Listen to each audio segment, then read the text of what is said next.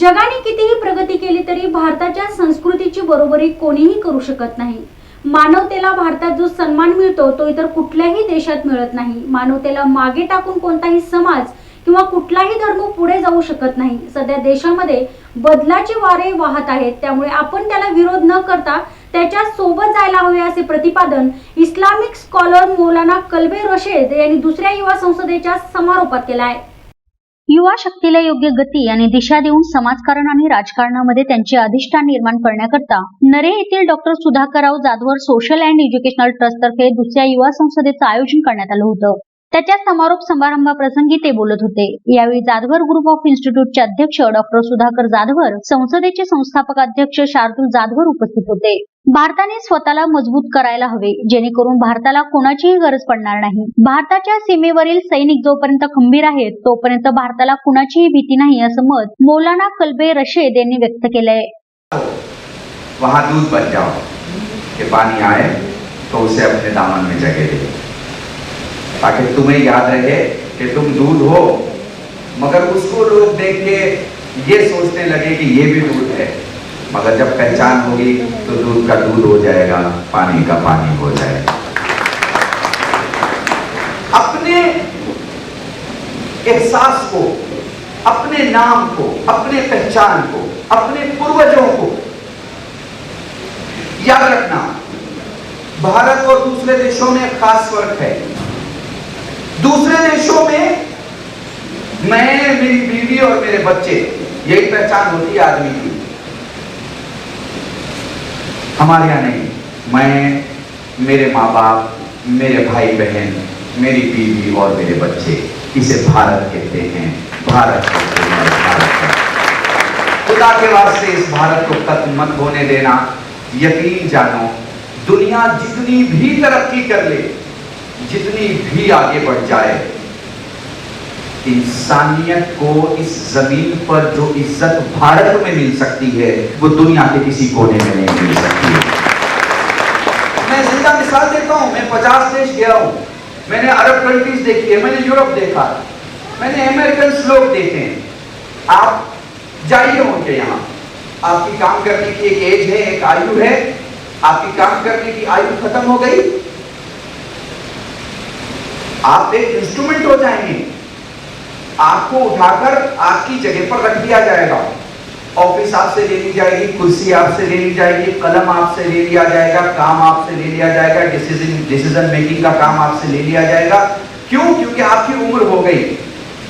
जहां उम्र बढ़ने पर इज्जतें खत्म होती हैं, उन्हें सबक लेना चाहिए उस हिंदुस्तान से जहां उम्र बढ़ने पर इज्जतें और बढ़ जाती हैं।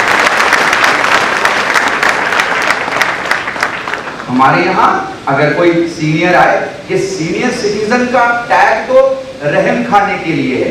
मैं उस सीनियर सिटीजन की बात नहीं कर रहा, मैं अग्रणी की बात कर रहा हूँ, एक वडील की बात कर रहा हूँ जिसे गुजराती में कहा जाए, एक घर के बड़े की बात कर रहा हूँ, एक बुजुर्ग की बात कर रहा हूँ। इस्लामी समाज में भी बड़े बूढ़ों के लिए कहा जाता है उनका मर्तबा एक अवतार नबी जैसा होता है, उन्हें जिंदगी का तजुर्बा होता है। तो हमारे यहाँ बूढ़ा होना बेकार नहीं होना है, बल्कि हमारे यहाँ बूढ़ा होना बाइज्जत होना है। जिस हिंदुस्तान में बुढ़ापे की इतनी इज्जत है, वहां जवानी की कितनी इज्जत होगी। मगर वो जवानी भारत की धरती के लिए हो, भारत के आसमान के लिए हो, भारत के परवान के लिए हो, भारत के उत्थान के लिए हो। वो जवानी जिस भारत की माँ ने जन्मी हो, वो माँ भी उसे सरहद में देखे तो खुश हो जाए, उसे घर में देखे तो खुश हो जाए, उसे बाजार में देखे तो खुश हो जाए। ये जवानों बस एक बात ध्यान रखना, जिंदगी में दो काम बहुत अच्छे हैं, सिर्फ दो ही काम। या तुम कुछ लेने वाला बनो या कुछ देने वाला बनो। ये लेने वाला मतलब उस्ताद, शागिर्द जो स्टूडेंट है वो लेता है, देने वाला मतलब उस्ताद जो देता है। ये दो ही काम ऐसे हैं जो दुनिया के सबसे अच्छे काम हैं, लेने वाला और देने वाला। अगर आप लेने वाले हो तो आपको पता चलना चाहिए कि आपको आपके टीचर से क्या लेना है। अगर आप देने वाले हो तो आपको मालूम होना चाहिए कि आपको अपने स्टूडेंट को क्या देना। इसके अलावा जितने लोग हैं सब मच्छर की तरह हैं। मच्छर को क्या बोलेंगे मराठी में? हाँ, समझ में तो आ रहा है ना आपके? हाँ, मच्छर की प्रॉब्लम समझिए। वो उड़ता तो अपने पंख से है, मगर पहुंचता अपने इरादे से नहीं है। कुछ समझा आपने? उड़ता अपने पंख से, अपनी मेहनत से उड़ता है, बहुत कोशिश करके उड़ता है, मगर पहुंचता अपने इरादे से नहीं है। जिधर की हवा उड़ती है उधर चला जाता है। मैंने बहुत बड़ा जुमला कहने की और समझाने की आपको कोशिश की है। या लेने वाला बनो या देने वाला बनो, या स्टूडेंट बनो या टीचर बनो। इसके अलावा जो जाति प्रजाति दुनिया में पाई जाती है सब मच्छर की तरह हैं। उड़ते तो अपनी कोशिश से हैं, मगर पहुंचते अपने इरादे से नहीं है। जिधर की हवा होती है उधर की तरफ चले जाते हैं। हवाओं के रुख से बदलने वाले लोग मच्छरों की तरह हुआ करते हैं, मगर असल अगर लेने वाला है तो वो ये नहीं भूलता कि वो किस देश में है, और देने वाला है तो वो ये नहीं भूलता कि वो किस देश का है। ये दो बातें। तीसरी बात में आगे बढ़ के, कितना टाइम है?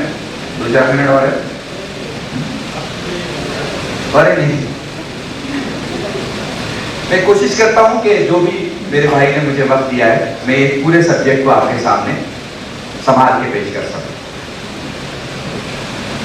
अब देखो, युवा जब लेने और देने वाला यानी स्टूडेंट या टीचर बनता है तो उसके पास एक बहुत बड़ी दुनिया है, जिस दुनिया को हम सियासत की दुनिया कहते हैं।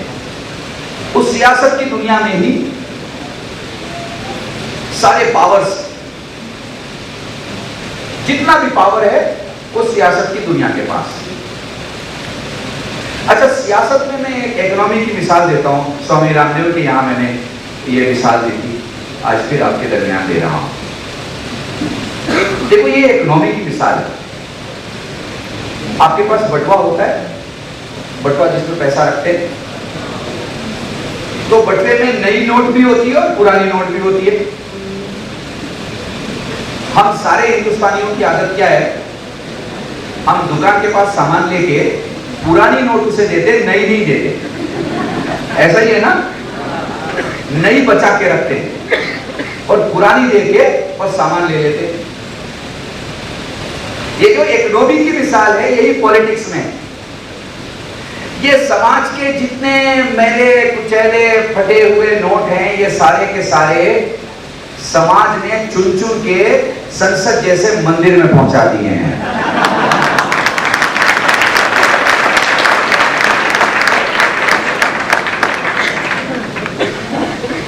बट अब जरूरत है नई नोटों को निकालो। हमसे नोट की बात करते हैं तो फिर वो नोट तो आजकल इतना मशहूर है कि जिस गांव के गरीब ने नोट नहीं भी देखा है वो नोट के बारे में जानने लगा है आजकल। युवा संसदेत सहभागी विद्यार्थी पंकज मोरे कोल्हापूर इथून आलेला तो विद्यार्थी आहे. तो म्हणाला, भारतात परंपरागत राजकारण खूप मोठ्या प्रमाणात पाहायला मिळत आहे. त्यामुळे तरुणांना सहजासहजी राजकारणात प्रवेश मिळत नाही.